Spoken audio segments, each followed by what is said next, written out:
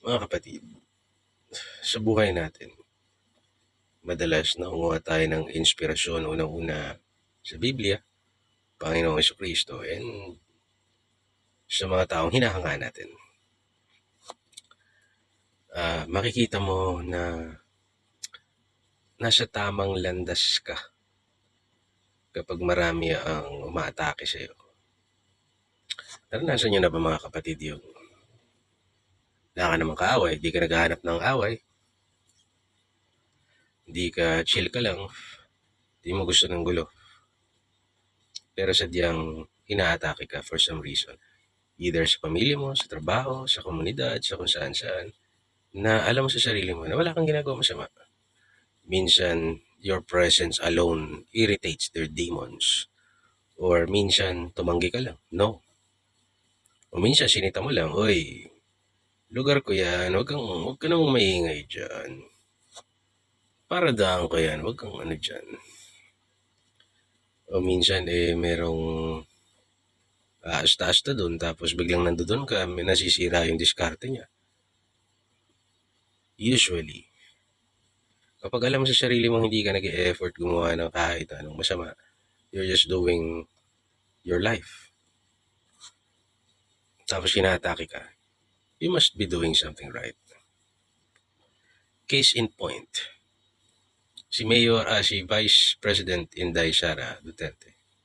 Siya na lang dahil siya yung successor ng Tatay Digong natin Inaatake.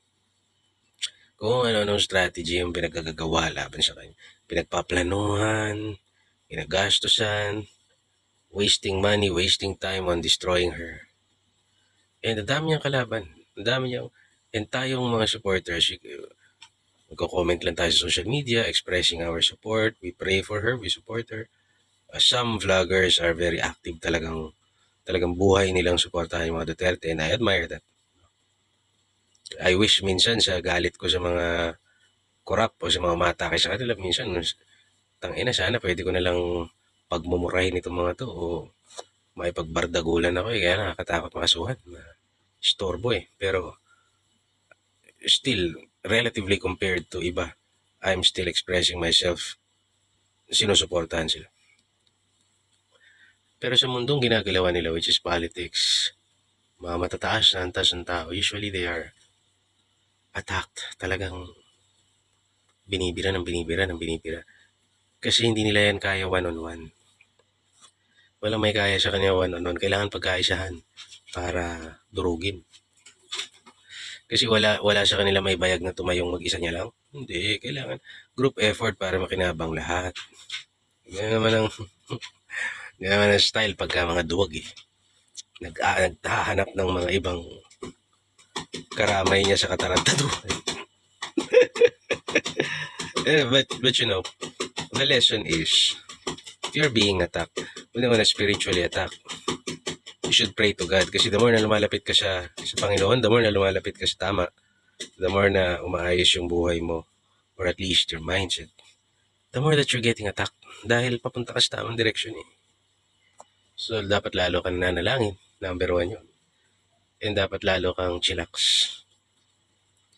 Kasi alam mo, naatake ka because nasa tama ka. Di ka naman naatakihin kung jogging ka Wala kang kwenta.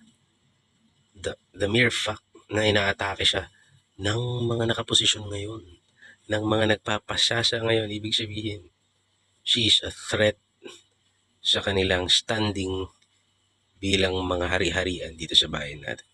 She is a threat. Kaya sa mga kapatid na inaatake dyan, mga pinagkakaisan dyan, mga alam mong nasa tama ka, wala kang inapakang tao, chill ka lang and pray.